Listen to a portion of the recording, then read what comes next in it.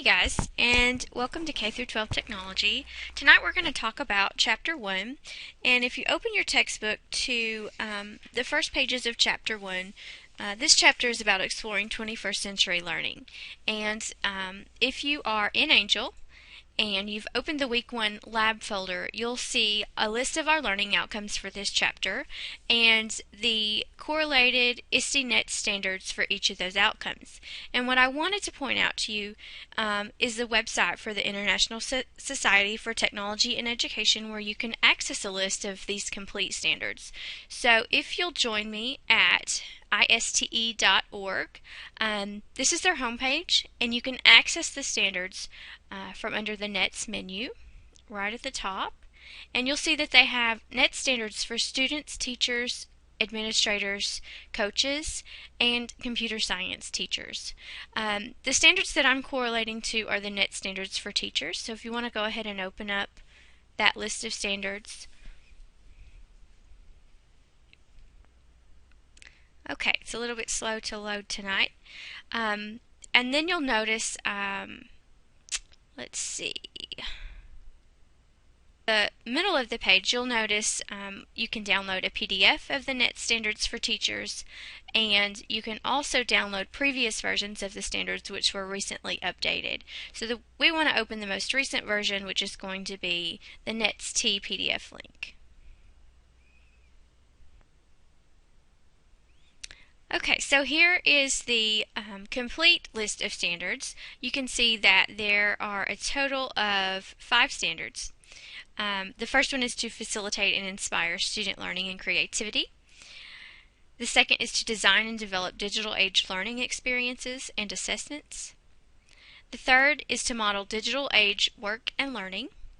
Number 4, to promote and model digital citizenship and responsibility. And number 5, to engage in professional growth and leadership. So if you come back to our Angel page for our Week 1 lab, where we talk about the Chapter 1 learning outcomes, you can start to understand more clearly the NET standards that are correlated to each of these outcomes. Now let's go back to the ISTE library homepage. And let's take a look at the NET standards for students.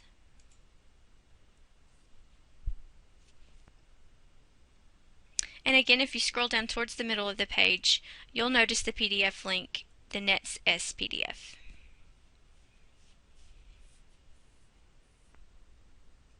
Okay, so here is a copy of the NETS student standards. Number 1 being creativity and innovation. Number 2, communication and collaboration. Number 3, research and information fluency. Number 4, critical thinking, problem solving, and decision making. Number 5, digital citizenship. And number 6, technology operations and concepts. Now, these are also linked for you under the Resources tab in Angel and under the Useful Links category for course resources. So now that you're familiar with the NET standards, let's move on.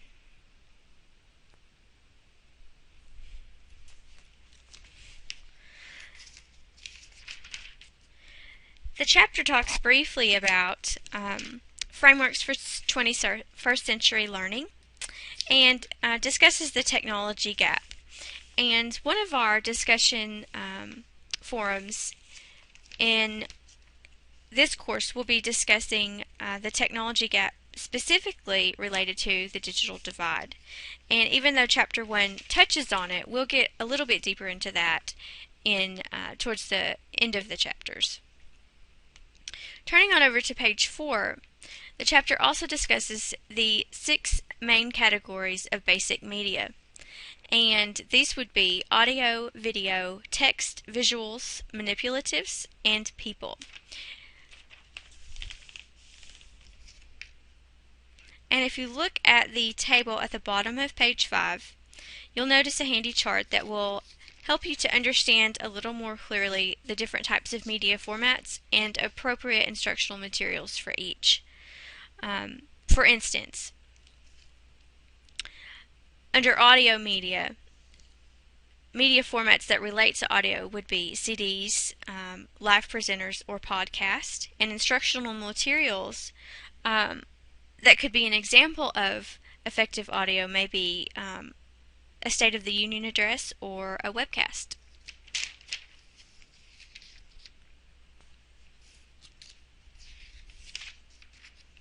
Notice at the bottom of page 8 the chapter does address nets for teachers, and it gives you a brief description about the standards and a digital teacher, and then also covers a little bit about the Assure model, which we will address more in depth in chapter 3.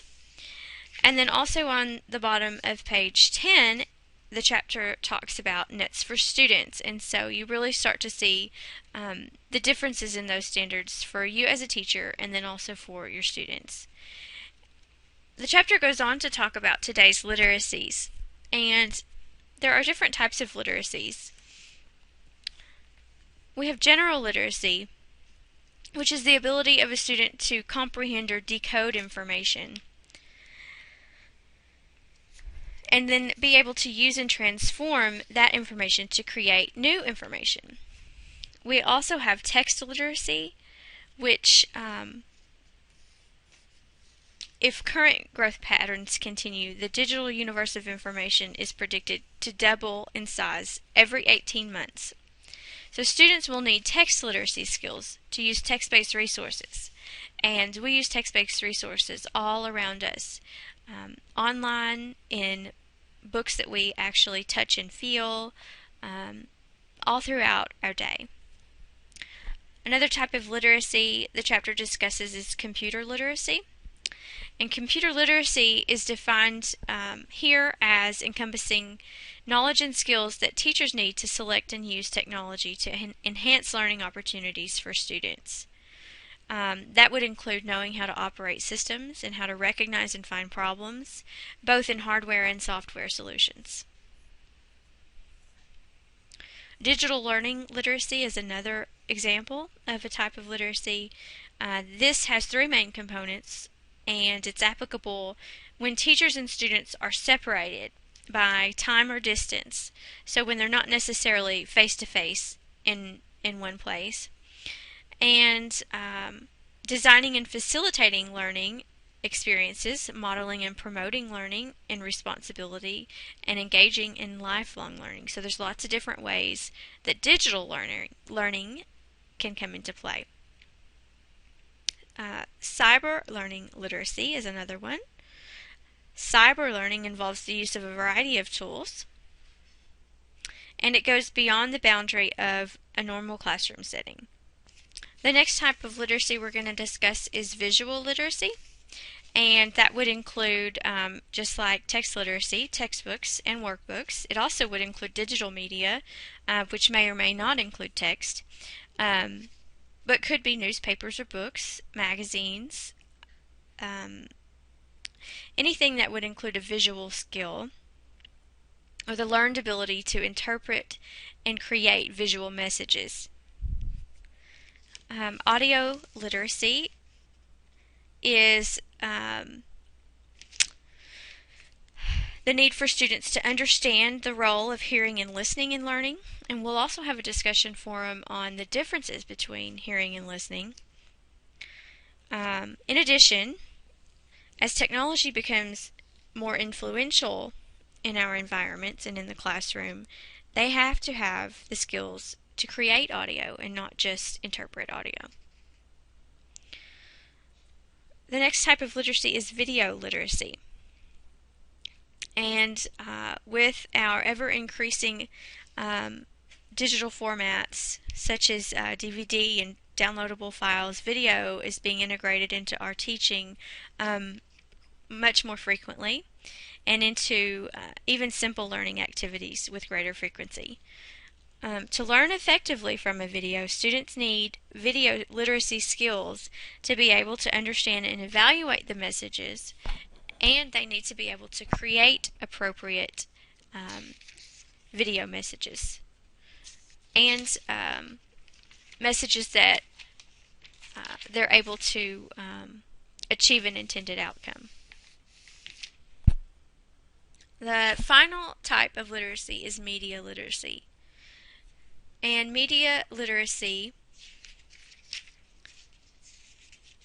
is for students who need to be able to interpret and produce a wide variety of media. So this may include lots of different types of literacy all in one, including text and audio, visuals and video, and so when we're talking about a multimedia solution, this would be media literacy. One of the main points that I hope that you really focus on in Chapter 1 is the copyright concerns at the bottom of page 13. I will probably discuss this in every chapter because every chapter addresses it in a different way. But for Chapter 1, we really want to understand ourselves as educators and the copyright law, and particularly within the copyright law, the section on fair use. What happens if an educator knowingly and deliberately violates the copyright law? The Copyright Act of 1976 has criminal and civil sanctions, and there are fines associated with violating this law, and infringements can run anywhere from $750 up to $30,000 per infringement, depending upon the violation. If it's proven that the law has been broken and willfully broken, the fine can be raised up to $150,000. Willful infringements for private or commercial gain carry a possible $250,000 fine and up to 5 years in prison. So it's very serious. It's not something you want to play around with. But you also do want to remember that as an educator, you do have some, I don't want to call them rights, but you do have some freedoms that you can use in the classroom. Just be careful that you always want to cite your source and give credit where credit is due, and don't try to present a work as your own if you did not create it. So looking over the section on fair use, fair use provides an important exception for teachers and students in which small portions of copyrighted works can be used, whether that be in teaching or by a student in a work that they're going to submit as in the classroom. And although there aren't any absolute guidelines, it's still a very gray area. Constituting what is fair use in the educational setting can be a little bit tricky. The criteria for that includes the purpose and the character of the use, so whether or not it's for nonprofit educational or commercial. So if you're not trying to make money on it, that's a good way to start. You definitely don't want to be using someone else's work for personal financial gain. The next principle would be the nature of the work. So if it's something for general readership, like a magazine or a periodical, that is not specifically designed for education, that would tend to support fair use. Things that are more geared towards entertainment, that would not be considered fair use.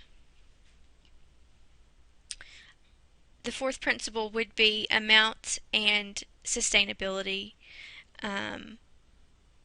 of the portion used. So you want to consider how much of the copyrighted work that you're using. Are you taking bits and pieces, or are you copying a complete work and using it as a whole? You don't want to completely copy someone else's work, but when you are taking bits and pieces to supplement, that is more likely considered fair use.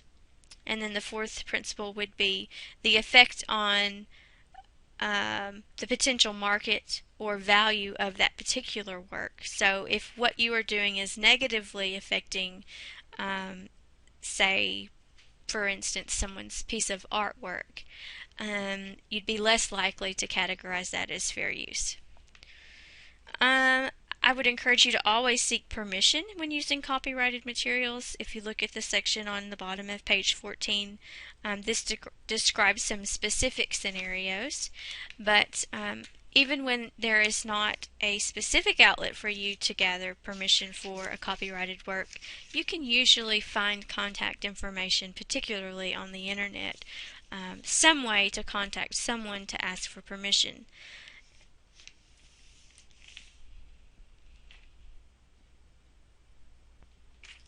Alright, that covers the main topics that I wanted to talk about for Chapter 1.